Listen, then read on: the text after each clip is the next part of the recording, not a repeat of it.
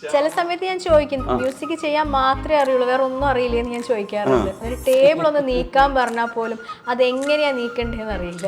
ആയിഷയല്ലേ ഇതിൽ ഏറ്റവും കൂടുതൽ ബുദ്ധിയുള്ള ആള്? ഇക്കാനേക്കാളും അതെ. കണ്ട ഇല്ല, ഇവളാണ് ഏറ്റവും വലിയ ബുദ്ധിജീവി. പിന്നെ ഇത് സമ്മതിച്ചു കൊടുക്കുന്ന എന്റെ ബുദ്ധി. അല്ല അല്ല അല്ല, ഈ പാവപ്പെട്ടാണ് വഴക്കുറ എങ്ങനെ തോന്നുന്നു ഐഷു? എന്തൊരു സോഫ്റ്റ് ആയിട്ടാണ് സംസാരിക്കുന്നത്. നിങ്ങളെ മുമ്പില് കൗണ്ടർ അടിച്ചു. ഈ പട്ടിയെ കുഴിച്ചിട്ട ഒരു സ്ഥലത്ത് പോയിട്ട് ഇയാൾ രണ്ടാമത് പോയി വിസിറ്റ് ചെയ്യുന്ന സ്ഥലത്തുണ്ടല്ലോ, അവിടെയാണ് ഹിഷാമിന്റെ ഹമ്മിങ് വരുന്നത്.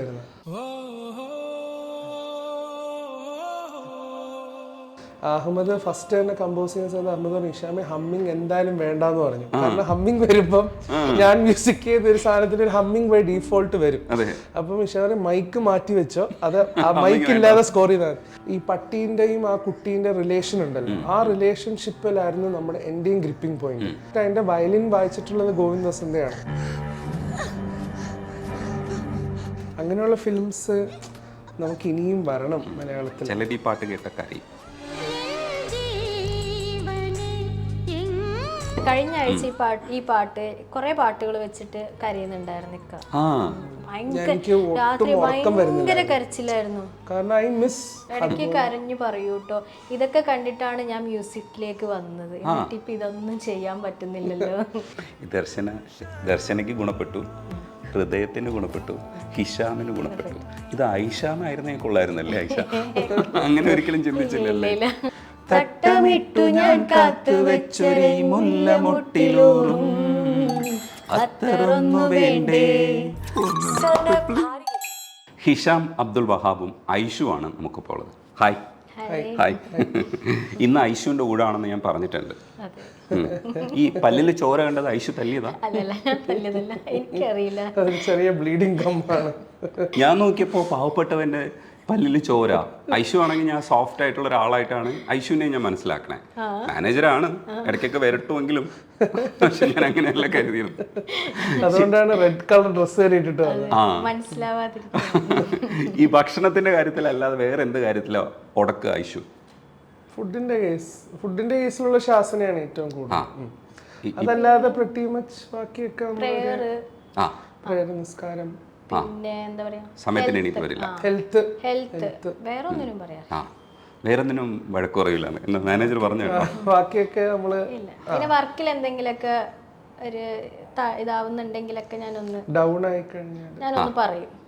ഞാൻ വഴക്കായിട്ടേ പറയുള്ളൂ. ഓ കണ്ടാ വഴക്കുറയും കണ്ട. ഞാൻ വിചാരിച്ച പോലെ തന്നെ ഈ പാവപ്പെട്ടാണ് വഴക്കുറ എങ്ങനെ തോന്നുന്നു ഐഷു? എന്തൊരു സോഫ്റ്റ് ആയിട്ടാണ് സംസാരിക്കുന്നത്. നിങ്ങളെ മുമ്പില് കണ്ട കൗണ്ടർ അടിച്ചു. ഐഷു പാവാണെന്നാണ് ഞാൻ വിചാരിച്ചിരുന്നത്. രജനി ചേട്ടൻ ഐഷുവും കൂടെ ഇന്റർവ്യൂവിന് വേണമെന്ന് പറയുമ്പോൾ തന്നെ എനിക്ക് മനസ്സിലായി. അല്ല, എനിക്ക് കുറച്ച് റിലാക്സ് ചെയ്തിരിക്കാം. ഇല്ല, ഹിഷാമിന്റെ ഒരു നിഷ്കളങ്കതയെ സംരക്ഷിക്കേണ്ട ഒരു ബാധ്യത എനിക്കുണ്ട്. പക്ഷേ ഐഷുവിന്റെ അടുത്തുനിന്ന് യഥാർത്ഥത്തിൽ നിഷ്കളങ്കനാണോ എന്ന് തിരിച്ചറിയേണ്ടതുണ്ടല്ലോ. അതെ, നമുക്ക് നോക്കാം. പക്ഷെ എപ്പോഴും ഈ മനുഷ്യൻ ഇങ്ങനെ തന്നെ ചിരിക്കണത്, അങ്ങനെ തന്നെ ഇരിക്കുവോ? അയ്യോ ഇല്ല, സ്ട്രെസ്ഡ് ആയിരിക്കും കൂടുതലും. പക്ഷെ നമ്മളെ കാണുമ്പോൾ ഭയങ്കര സോഫ്റ്റ് ആയിട്ട്, ഒരു സൂഫി സന്യാസിയെ പോലെ സോഫ്റ്റ് ആയിട്ട്. ബിജി ഏട്ടനൊക്കെ ബിജി ബാലേട്ടൻ്റെ സംസാരം കണ്ടിട്ടില്ലേ? അതേ ഒരു ലൈനാണ്. പിന്നെ ഉണ്ട് ഒരു സുഹൃത്തുണ്ട്, പ്രധാനപ്പെട്ട ആള്, അയാളും അങ്ങനെ തന്നെ, വിനീത്. ഇപ്പം നമ്മൾ ഇന്റർവ്യൂവിൽ ഇരിക്കുന്ന സമയത്ത് നമുക്കൊരു ഫേസ് ഉണ്ടല്ലോ, പ്രേക്ഷകർ കാണുന്ന ഫേസ്, അല്ലെങ്കിൽ നമ്മൾ പാട്ടുകൾ ആസ്വദിക്കുന്ന പ്രേക്ഷകരുടെ അവര് നമ്മളൊരു മുഖത്തിലാണ് കാണുന്നത്. 17 വയസ്സ് തൊട്ട് സ്റ്റേജിൽ ഞാൻ പാടി ആൾക്കാർ കാണാൻ തുടങ്ങി ആ മുഖം ഇന്നും അതേ മുഖമാണ്. പക്ഷെ അതിന്റെ ബാക്കിലുള്ള ഒരു ഫേസ് ഒരു പക്ഷേ ഇവൾക്കും എൻ്റെ ടീമിനും ഒക്കെ മാത്രമേ ആ മുഖം കാണാറുള്ളൂ. അതായത് നമ്മൾ സ്ട്രെസ് അടിച്ച് അയ്യോ വർക്ക് തീർക്കണം, ഈ സിനിമ ഏറ്റെടുത്തിട്ടുണ്ട്, ആ സിനിമ തീർക്കണം, ഇതുപോലുള്ള സിനിമ ചെയ്യാൻ പറ്റണം. അപ്പൊ അങ്ങനെയുള്ള ഒരു ഫേസ് ഒന്നും എല്ലാവരും കണ്ടിട്ടുണ്ടാവില്ല. ആ ഫേസ് കണ്ട ആളാണ് എൻ്റെ മുമ്പിലിരിക്കുന്നത് ഐഷു. ഐഷു, ഹിഷാമി ശരിക്കും പാവമാണോ? പാവമൊക്കെയാണ്. നോക്ക് അവിടെ ഒരു ചെറിയൊരു സാധനം. എന്താണ് അവിടെ, എന്താണ് കുഴപ്പം ഐഷു? ഇല്ല, സാരമില്ല, നന്നായിക്കോളും, ഞാൻ ഒന്ന് ചൂടായാൽ മതി. വന്ന ഉടനെ തന്നെ ഐഷു പറഞ്ഞു എനിക്കിഷ്ടപ്പെട്ട പാട്ടൊന്നും പാടിത്തരില്ല. അതെന്താ? എല്ലാരും പറയും ഐഷുവിന് സുഖാണല്ലോ, നല്ല പാട്ടൊക്കെ ഇക്ക പാടിത്തരുമല്ലോ, പാട്ടുകാരന്റെ വൈഫല്ലേ എന്നൊക്കെ. പക്ഷെ എനിക്ക് പാടിത്തരാറില്ല, സത്യമായിട്ട് പറയാം, എനിക്ക് പാടിത്തരാറില്ല.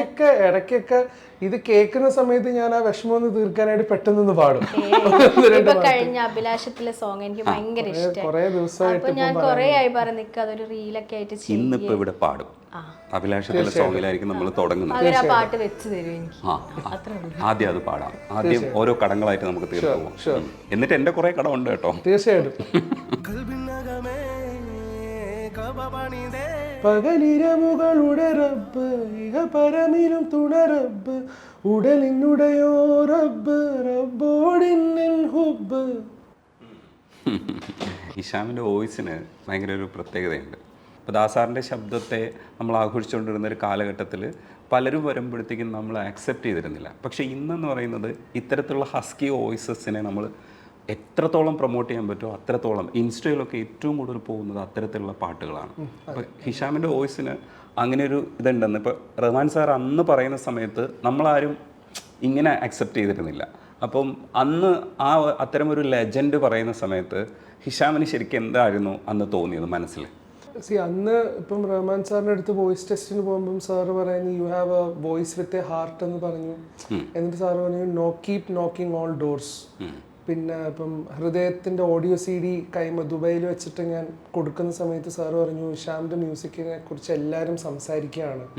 അതിനുശേഷം ഹായ് നാനാൻ്റെ അവാർഡ് ഐഫ അവാർഡ് വാങ്ങാൻ പോകുന്ന സമയത്ത് സാറ് ബാക്ക് സ്റ്റേജിൽ നിന്ന് എന്നോട് ചോദിച്ചു ഇപ്പം എത്ര അവാർഡ് ഹായ് നാനയ്ക്ക് കിട്ടിയെന്ന് ചോദിക്കുന്നുണ്ട്. അപ്പോൾ അതുപോലെ സാറിൻ്റെ പെരിയോനെ റഹ്മാനെ ഞാൻ കവറാക്കിയിട്ട് ഇൻസ്റ്റാഗ്രാമിൽ ഇറക്കുമ്പോൾ സാർ അത് റീഷെയർ ചെയ്തു. എനിക്ക് മെയിലും അയച്ചു ഹിഷാം ഐ ഹാവ് ഷെയർഡ് എന്ന് പറയാം.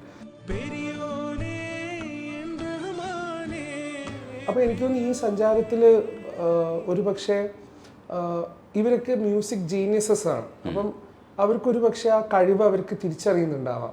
ഒരു ആർട്ടിസ്റ്റിനെ കാണുമ്പോൾ ഓക്കെ ഇന്ന ഒരു മ്യൂസീഷ്യന് ചിലപ്പം ഇങ്ങനെയൊക്കെ സഞ്ചരിക്കാൻ പറ്റും എന്നുള്ളൊരു വീക്ഷണം ഡെഫിനറ്റ്ലി സാറിന് ഉണ്ടായിരുന്നിരിക്കാം. ഇല്ലെങ്കിൽ ഒരിക്കലും ഞാൻ സാമി യൂസഫിൻ്റെ കൂടെ വർക്ക് ചെയ്യുന്ന സമയത്ത് സാർ അവിടെ വരാറുണ്ടായിരുന്നു. സാർ അവിടെ വരാറുള്ള സമയത്ത് സാറ് സാമിനോടും പറഞ്ഞിട്ടുണ്ട് ഇഷാം ഇവിടെ ഒരു ബ്ലെസ്ഡ് സ്ഥലത്താണ് ഇഷാം നിൽക്കുന്നത്, let him come out with flying colours എന്ന് റഹ്മാൻ സാർ ഒരിക്കലും പറയില്ല. അപ്പോൾ ഒരുപക്ഷെ സാറിന് ആ വീക്ഷണത ഉണ്ടായിരുന്നിരിക്കാം. അതുകൊണ്ടാണല്ലോ നമ്മൾ ഇത്രയും മില്യൺസ് കോടിക്കണക്കിന് ആൾക്കാരെ ഇൻസ്പയർ ചെയ്യിപ്പിക്കാൻ പറ്റുന്ന ഒരു മ്യൂസീഷ്യനായി ഇന്നും റഹ്മാൻ സാർ നിലനിൽക്കുന്നത് അതുകൊണ്ടായിരിക്കാം. തീർച്ചയായിട്ടും. ഈ വോയിസ് കേൾക്കുന്ന സമയത്ത് ഫസ്റ്റിൽ ഒരു ഫീൽ ഉണ്ടാവുമല്ലോ, അതെന്തായിരുന്നു ശരിക്കും? ഇത്രയും സോഫ്റ്റ് ആയിട്ട് സംസാരമൊക്കെ പാട്ടിൽ കേൾക്കുമ്പോൾ 7ാം ക്ലാസ് പഠിക്കുമ്പോഴാണ് സ്റ്റാർ സിംഗറിൽ പാടുന്നത് കണ്ടത്. അന്ന് വലുതായിട്ട് നോട്ട് ചെയ്തില്ല. അതൊക്കെ അറിയാം, അതൊക്കെ നിങ്ങളൊക്കെ വർത്തമാനം പറയുന്ന ആൾക്കാരല്ലേ. അന്നേരം ഞാൻ അങ്ങനെ നോട്ട് ചെയ്തില്ല. ഒരു നമ്മൾ ആ സമയത്താണല്ലോ ഐഡിയ സ്റ്റാർ സിംഗർ ഒന്ന് കണ്ടിട്ടുള്ള ഐഡിയ സ്റ്റാർ സിംഗർ അതാണല്ലോ. അപ്പൊ ആ കണ്ട കൂട്ടത്തില് ഞാൻ ഈ ഒരു ഫേസും കണ്ടിട്ടുണ്ട്. നെജിമിനെ അറിയാം, നിക്കാനറിയാം, സന്നിച്ചേട്ടൻ, അങ്ങനെ കുറച്ച് പേരൊക്കെ അറിയായിരുന്നു.